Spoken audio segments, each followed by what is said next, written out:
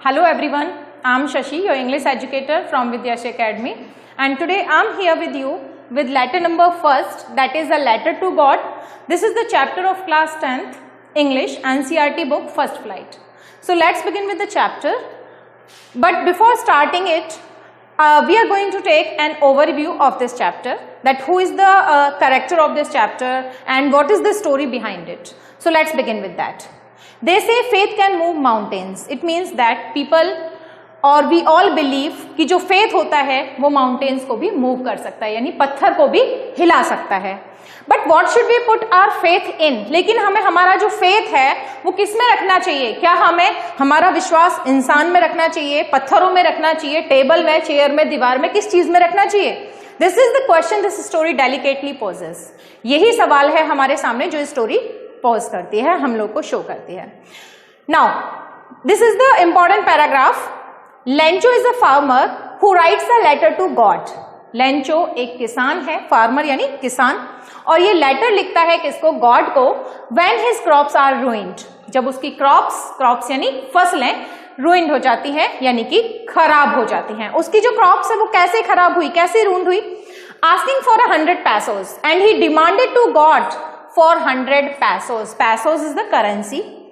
तो वो 100 pesos के लिए भगवान को डिमांड करता है कि प्रभु मुझे 100 pesos भेज दीजिए because my crops are ruined.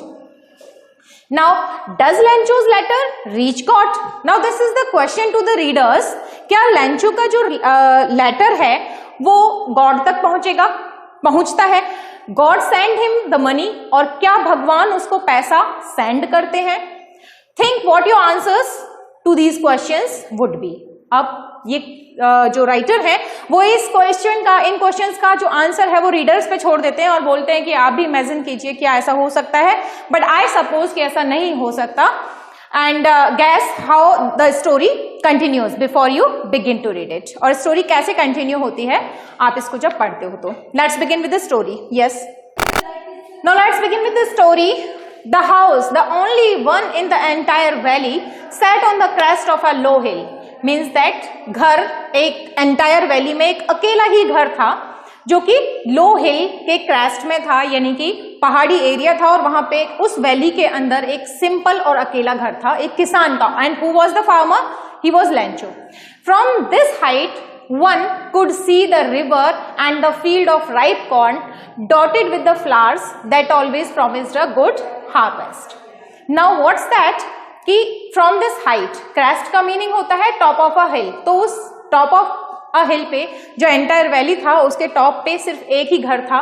और फिर होता क्या है कि उस हाइट से सारे रिवर्स का व्यूज लिया जा सकता था, सारे फील्ड्स का जो राइप कॉर्न था उसको देखा जा सकता था, सारे फ्लावर्स को देखा जा सकता था वहां से. Now the only thing the earth needed was a downpour or at least a shower.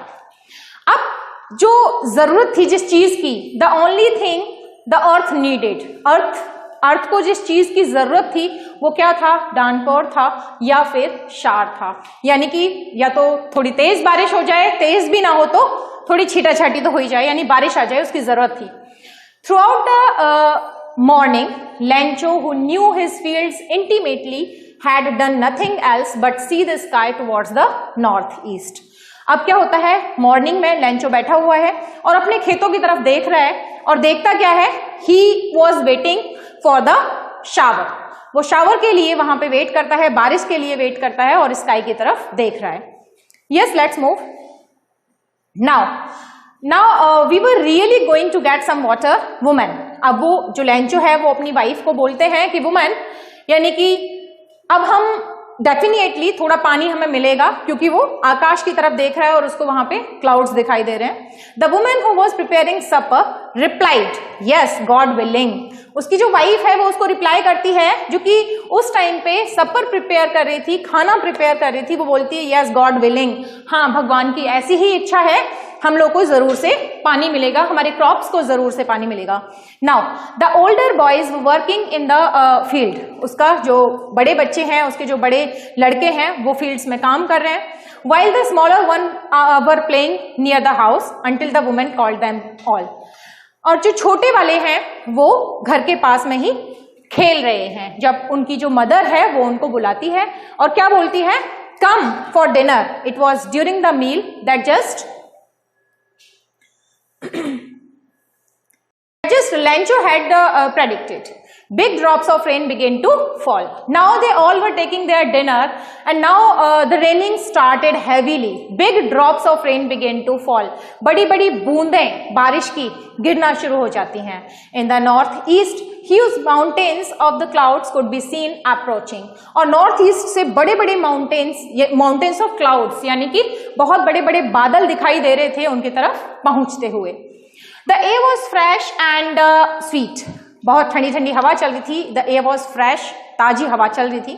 The man went out for no other reason than to have other pleasure of feeling the rain on his body. The man means Lancho.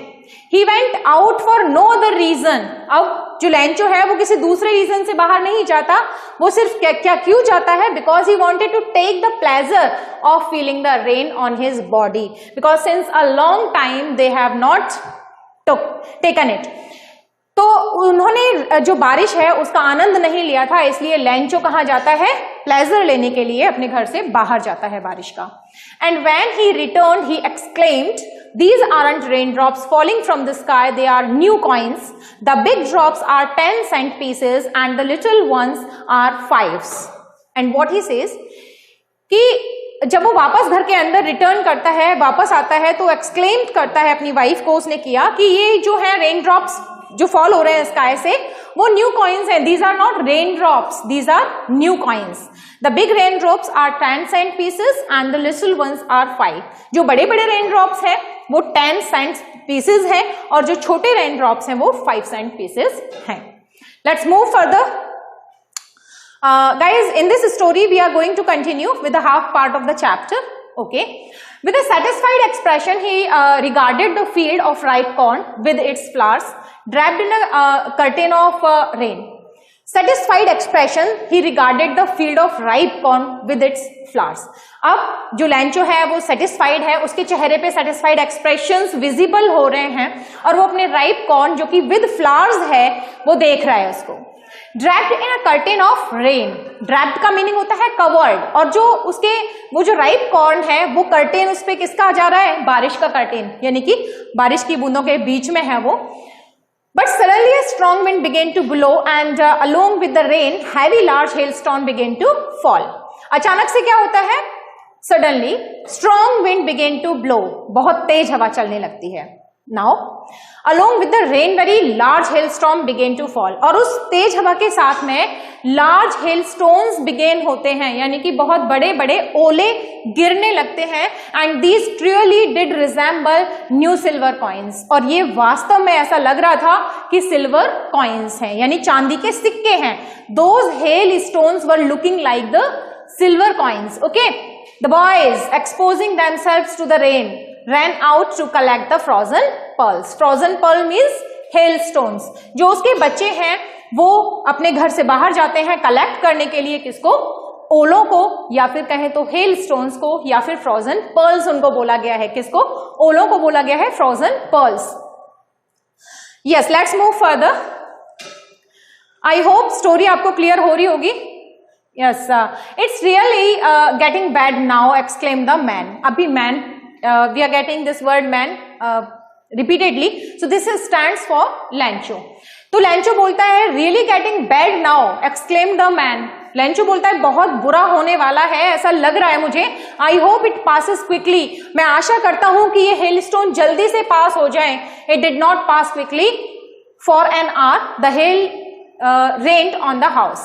लेकिन ये quickly पास नहीं हुए और 1 घंटे तक जो hello है, hello red यानी कि जो ओलों की बारिश है वो घर के ऊपर होती रही. द गार्डन के ऊपर होती रही. द हिल साइड, पूरे हिल साइड में होती रही. द कॉर्न फील्ड, उसके कॉर्न फील्ड्स पे होती रही, उसकी फसलों पे होती रही. On the whole, yes, on the whole valley, पूरे एंटायर वैली में ये जो स्टोन या हेल स्टोन वाली जो बारिश थी, जो रेन थी, वो होती रही. The field was white as if covered with salt. उसका जो खेत था वो वाइट हो गया. White, you know, hail stone से यानी कि ओलों से पूरा सफेद हो गया, कवर हो गया। Not a leaf remained on trees, पेड़ों पे एक पत्ती भी बाकी नहीं बची। The corn was totally destroyed, पूरा कॉर्न उसका डिस्ट्रॉय हो गया। And the flowers were gone from the plants, और उसके जो क्रॉप था उस क्रॉप्स पे जो फ्लावर्स लगे थे वो फ्लावर्स भी वहां से डिस्ट्रॉय हो गए, वो भी खत्म हो गए। Now Lencho's soul was filled with sadness, Lencho की आत्मा सैडनेस से फिल हो गई। It means that he was feeling great sorrow. Previously he was waiting for rain, but now what he felt, he was feeling sorrow because his whole or his entire crop has ruined. When the storm had passed, he stood in the middle of the field. जब जो storm था वो passed हो गया तो वो अपने field के मिडल में जाके खड़ा हो गया and said to his sons, और अपने बच्चों को बोला that a plague of locusts would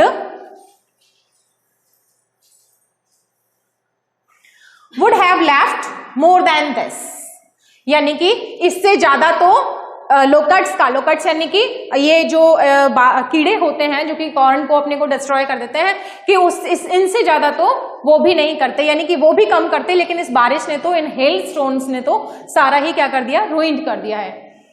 the hail has left